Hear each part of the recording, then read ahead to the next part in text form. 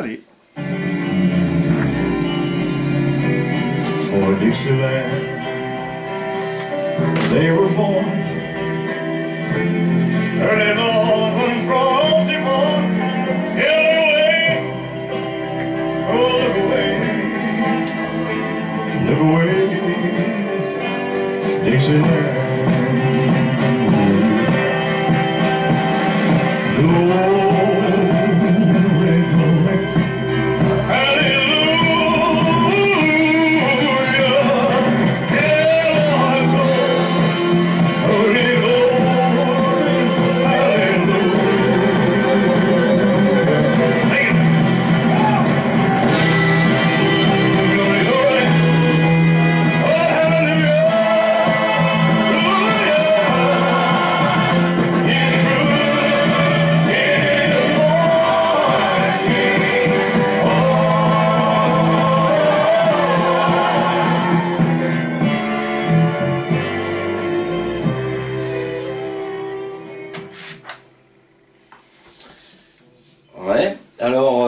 La session du bistrot du complot du mois de février 2013 est ouverte. On a changé notre générique. On a changé notre générique parce que, en fait, on pense un petit peu à cette crise qui ne devrait pas exister, à cette crise où on voit un petit peu tous ces gens retomber en esclavage. Alors on avait fait un petit peu un plan, mais on va laisser tomber le plan. On va laisser tomber le plan parce que, en fait, préparer les choses qu'on dit, faire un résumé avant, c'est pas très bon. Les gens se rappellent quand on a écrit le Bankster Stone, qu'on a parlé justement de cette guerre de sécession où il y a quand même des gens qui se sont battus pour des idéaux. Il y a actuellement un film qui sort qui s'appelle Lincoln et on fait croire aux gens qu'il y en a qui se sont battus contre l'esclavage et d'autres pour l'esclavage. Non, ce sont des gens qui se sont battus pour les Rothschild. Il y a une bataille qui a eu lieu à un moment donné et qui dure depuis très longtemps, puisque de toute façon, au temps de l'Empire romain, avant le christianisme, la moitié de l'humanité était en esclavage. Petit à petit, on est passé de l'estade d'esclaves à serfs et à hommes libres. Il y avait encore des hommes qui n'avaient pas la liberté, c'était une honte pour l'histoire de l'humanité, et des hommes se sont battus pour des idéaux, mais le problème c'est que les pires n'étaient peut-être pas les sudistes. C'est pour ça qu'on vous a offert aujourd'hui Dixie, chanté par Elvis, qui est un sudiste. Et vous pouvez aller voir le film Lincoln, et rappelez-vous surtout une chose qu'on ne vous dira pas dans le film, c'est que Lincoln, une de ses phrases célèbres, vous pouvez le vérifier, il avait dit « J'ai deux ennemis, en face j'ai les sudistes, et derrière moi j'ai les banquiers, et des deux, les banquiers sont les pires. » Donc on n'a pas fait de bistrot depuis quelques mois, on n'a pas fait de bistrot parce que on se dit que finalement la comédie qui a lieu actuellement est tellement dramatique ce qu'il se passe, et en même temps pitoyable par rapport aux gens qui ont des responsabilités et qu'ils n'assument pas, que en fait on ne sait plus quoi dire. On peut préparer des papiers, etc., mais on ne sait plus quoi vous dire. On a vu des événements très graves se produire dans l'indifférence générale. Les gens qui se prétendent élus du peuple et au service du peuple, leur ministre avec d'ailleurs, hein, parce que ministre, le mot, sa terminologie veut dire au service d'eux. Mais de toute façon, la terminologie des mots ne veut plus grand-chose, ne veut plus dire grand-chose et ne vaut plus rien aujourd'hui. Dans les débats de l'heure présente, je ne reviendrai pas d'ailleurs sur le mot mariage, puisque en fait il est galvaudé. Bref. Donc la crise aujourd'hui a beaucoup d'écrans de fumée. On va prendre 4 exemples. On reçoit beaucoup de courriers sur le site, beaucoup de questions, on y répond. On est un peu envahi par les trolls qui déplacent le débat. il y a, les gens qui nous gouvernent dans cette crise, prennent-ils les bonnes décisions? Deuxièmement, les gens qui gouvernent vraiment, qu'est-ce qu'ils font? Et troisièmement, le vent qu'on vous envoie pour vous faire croire que ces gens-là bougent. Ils ne font rien. Alors, première chose, on a vu de façon absolument stupéfiante, dans les 3 derniers mois de l'année, les banquiers centraux, que ce soit du Japon, d'Europe, l'Angleterre, ils ne le disent pas, ils le font, les États-Unis, dire qu'ils allaient régler cette crise en faisant des quantitative easy illimitées, c'est de la création monétaire. Beaucoup de gens, je salue au passage Étienne Chouard pour son combat, ont compris que la question de la création monétaire ne devrait pas être dans les mains de banques privées, que sont toutes les banques centrales, particulièrement la banque américaine, puisque les autres, après, ont été nationalisées quand elles n'avaient plus de pouvoir, mais la dernière grande privée, on va dire, c'est la Fed. La Fed qui, aujourd'hui, a une politique qui, il y en a simplement 3 ans, elle aurait eu la même, aurait été impensable. C'est impensable qu'on puisse dire aux gens, on va inventer 80 milliards de dollars par mois. C'est impensable.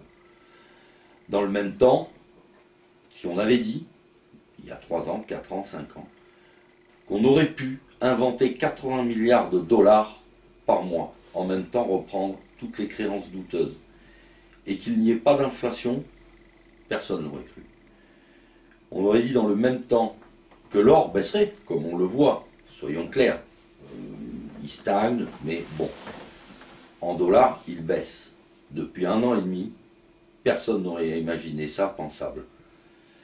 Et en même temps, on voit les politiques qui sont chargés du bien commun nous dispenser des plans d'austérité, pour ne pas dire plus, c'est-à-dire de paupérisme.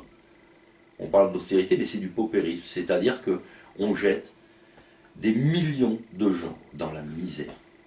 On jette des millions de gens dans l'esclavage. C'est pour ça qu'on a choisi cette chanson d'Elvis Presley, à la gloire de Dixie, qui est le Sud, de ces gens qui soi-disant étaient esclavagistes contre ces gens qui soi-disant voulaient l'abolir. Le problème, c'est que ces gens-là, depuis la deuxième partie du 19e, ont pris le pouvoir financier et ne font que rétablir l'esclavage par des moyens scabreux, honteux, et avec la complicité de tous les gens qui nous gouvernent, qui mentent et hontément, qui demandent la confiance des gens au nom de la démocratie. On se rend compte qu'en fait, maintenant, le mot démocratie rime avec démagogie, ce sont les mêmes. C'est-à-dire qu'ils vous promettent des choses, mais d'une stupidité qui n'a pas de sens. Monsieur Hollande vient de déclarer que la crise était derrière nous.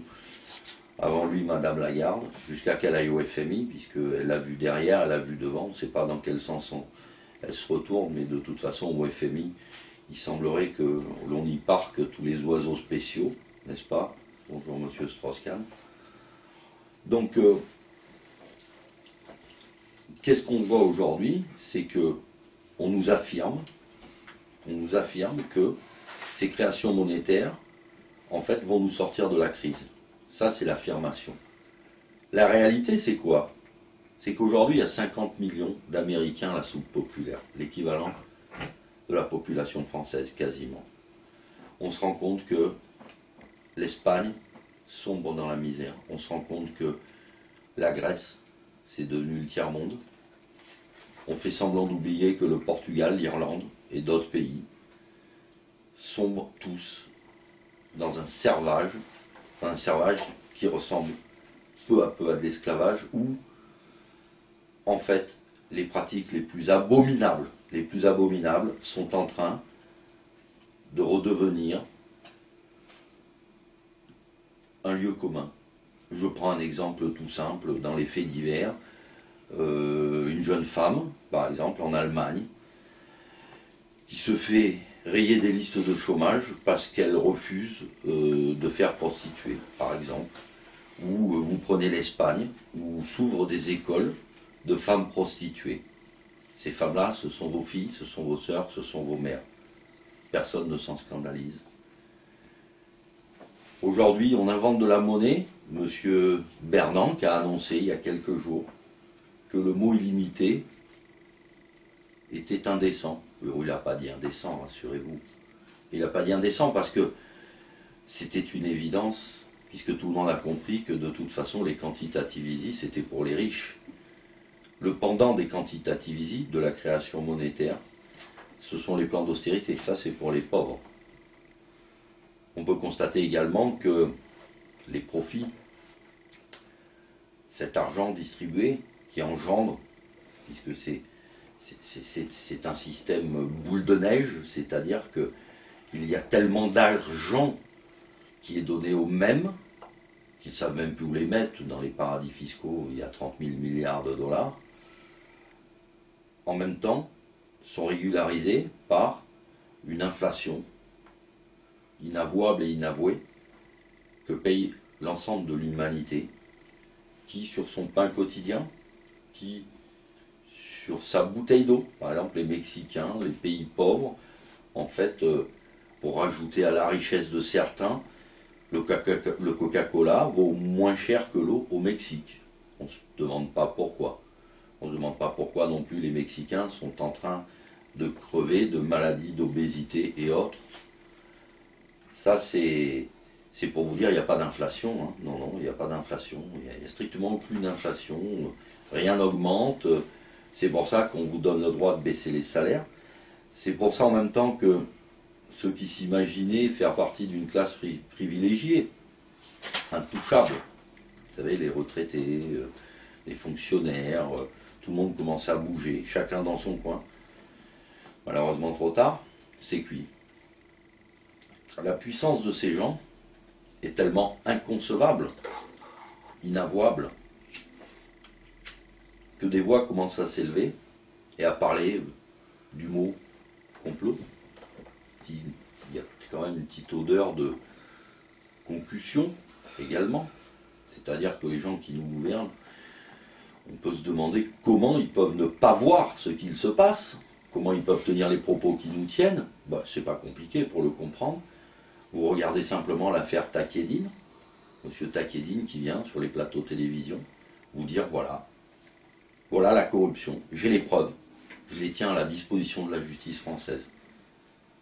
Vous savez ce qui va se passer? Comme tous les scandales.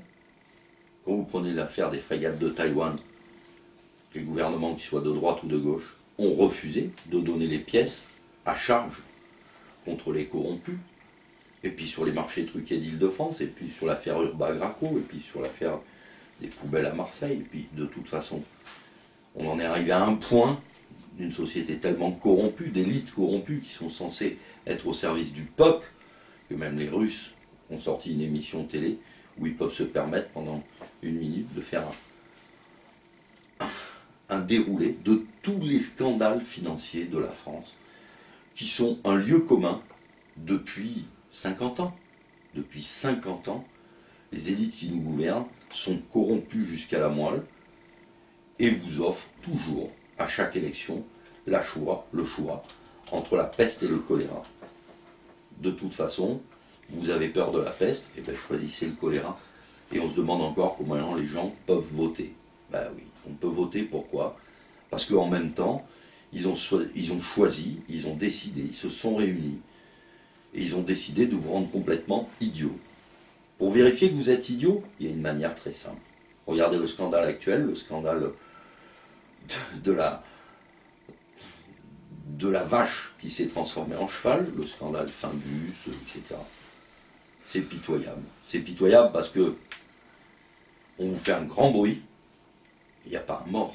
Il n'y a pas un mort dans cette affaire-là. Il y a escroquerie. C'est pas un scandale sanitaire, c'est un scandale d'escroquerie. Dans le même temps, sans que personne ne bouge, pour vérifier que vous êtes bien lobotomisés tous, vous pouvez voir un journaliste qui a fait l'expérience à la télé, qui a décidé de manger du McDo pendant 1 mois. Eh bien, ce journaliste, les services sanitaires qui le suivaient, les docteurs qui le suivaient, ont été obligés de l'arrêter au bout de 3 semaines, il allait crever le mec. Vous prenez le scandale Coca-Cola. Coca-Cola qui met encore de la coca dans le Coca-Cola, substance soi-disant interdite. Et puis les gens se demandent comment ils sont accros. Mais ça, c'est encore rien. Vous prenez ce chercheur de l'INSERM que vous trouverez sur mon site, je l'ai encore exhumé une fois, qui explique que le scandale du sel dans les plats cuisinés, c'est 17 000 morts par an. Actuellement, dans le scandale Findus, il n'y a pas un mort. Et on ne parle que de ça. Mais 17 000 morts par an, il n'y a pas un mot. Personne n'en parle. Aujourd'hui, la maladie du siècle, on a 9 millions de personnes en affection longue durée en France. 9 millions. C'est par la bouffe. Mais c'est pas par le scandale Findus. C'est pas Spanghero. C'est pas parce qu'on a mis un cheval à la place d'une vache. C'est pas ça le scandale. Ça, c'est ce qu'on vous sert. Ça, c'est pour vous dire, oh, vous savez, on va établir des règles. Mais il y a longtemps qu'il n'y a aucune règle. Vous en crevez des non-règles. Vous en crevez aujourd'hui. C'est-à-dire que le trou de la Sécu, c'est la malbouffe. 9 millions de personnes en affection longue durée, c'est 9 millions de personnes en majorité malades des cartels de la grande distribution et de l'agroalimentaire. Il y a 5 multinationales qui vous vendent 80% des produits que vous achetez en grande surface. Alors, écoutez bien le scandale Findus, Spanghero et du cheval roumain, hein, c'est ce qui se passe aujourd'hui. Il n'y a même pas à en parler si vous ne le voyez pas. Vous n'avez pas besoin de Nisto ni du bistrot du complot.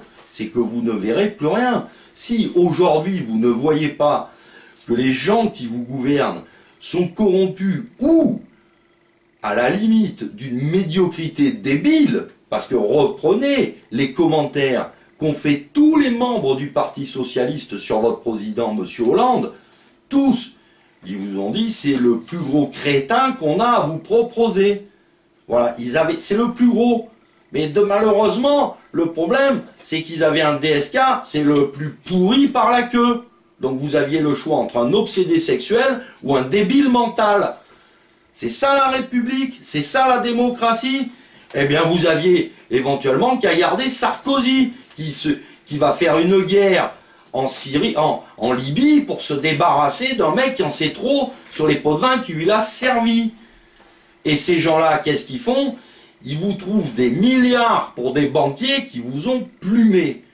Qu'est-ce qu'on peut dire de plus? Alors, qu'est-ce qu'on va dire de plus?